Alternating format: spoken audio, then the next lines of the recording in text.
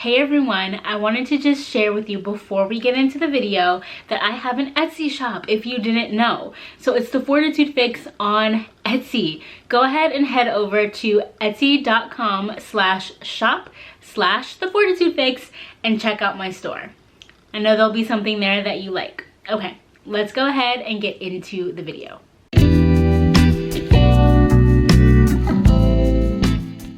Hey everyone, and welcome back to The Fortitude Fix. I hope you are well.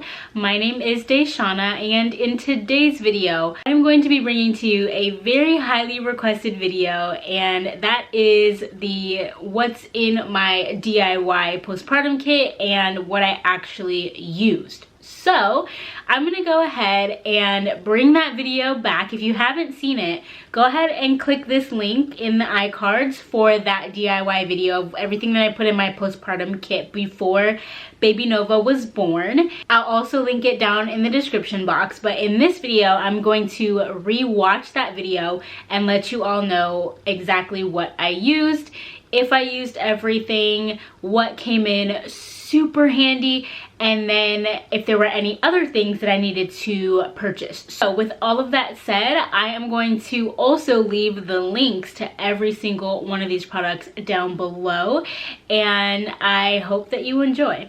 All right, the first thing that's gonna go inside of this is a couple of pads. I decided to go with the Always Maxi. This is 20 pads. These are size 5. These are extra heavy overnight. So I got these. I'm going to open them and put a couple in here. I'll probably start off with however. Is there like an easy way to open this? Or okay, so yes, I did use every single one of these pads. I think there were 20 in there. I used them. I actually sent my husband to get some more. So make sure you get some of these heavy duty Always brand big old maxi pads. All right, so once I put those inside, what's the next thing that I got? Those similar vein, I decided to get some Always Discreet. So these are the maximum underwear, kind of like depends, but they're like cuter. Honestly, I used every single one of these, and if I had a second bag, I would have used it, but I didn't, and I just didn't order any more. But these are super good. They kind of come up a little bit higher. I even put pads inside of those in the very, very beginning. I use these at the hospital as well, since I had them in my hospital bag. And yeah, super, super, super handy. The next thing that I will be putting in here are some undies. I know that we grow when we are pregnant, so I wanted to make sure that I had some undies that I can fit postpartum. Yes, I used every single one of those, and I threw away a couple. Some got soiled. I didn't really care because they were kind of cheap. And I still have some that I wear to this day, so, but these were really good to have on hand. Let's get into like the care down there. I know that these are given to you at the hospital most of the time, but I got Dermaplast. So Dermaplast is pain, burn, and itch. It's hospital strength. It's pain relieving spray. So the idea is to spray this if you had any tearing, if there's any soreness, itchiness, perineum, you know, from the vagina to the anus. That area in the middle is called the perineum, and so using this is really helpful because that irritated skin. Yeah, for sure. So something I knew from some like the mommy like forums I was on, and a lot of the videos that I watched was like, oh, they'll give you one of these at the hospital, they'll give you one. And I didn't want to take any chances, like with COVID and all the things that are going on. I was like, I just want to have my own just in case they ran out and they didn't have any to give me. I didn't want to be left without it. So I got one to keep at home. And when I got to the hospital into the recovery room, I didn't see any. I didn't see any in the little bags. They have like these little bags that are already like pre-prepped for you in the bathroom. And I didn't see any. So I was really glad that I had some at home. but it turns out that one of the nurses like found one in one of the bags, like it was buried or whatever, and she was like, here, you can have this. So I did end up getting one from the hospital, and then I had one at home. I didn't use it too much, but I definitely did use it in the very beginning because I did tear. So that's a whole nother story for another day, but I did, and it came in very handy, even just for like the cooling effect that it had. It was just, everything was swollen and just kind of warm. So to have that spray was really awesome.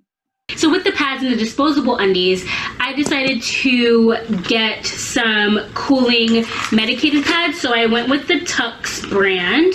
So here we are. And these are those circular hemorrhoidal pads with witch hazel. Yes, I use these. You'll see later that I also had another type of like liner with witch hazel, but I did use these, and a ton of them come in here, so I have a lot left over, but definitely came in handy. Mom is a line for like postpartum care. So these are the perineal cooling pad liners. I decided to get the liners because I can just take it out and line the whole entire pad.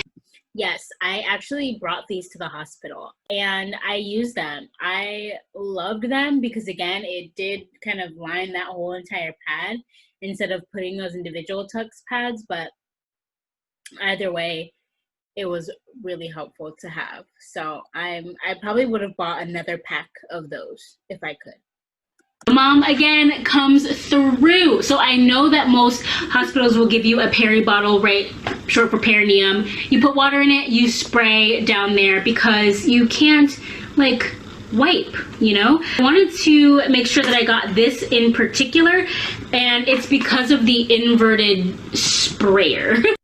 Here is what it looks like. Here's the upside down. You kind of pull it through and it stays. You would take this off, fill it with water.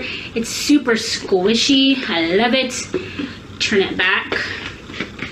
And then you have it and it's already like ready to spray. So if I can just say, watching myself in a video that I previously filmed is so cringeworthy, but anywho, yes, this upside down Peri bottle, if I don't recommend anything else, this is it, like, for real. You know, things arise and we need to do a C-section. I was told to get a pair of high-waisted undies. So I got these from Upspring.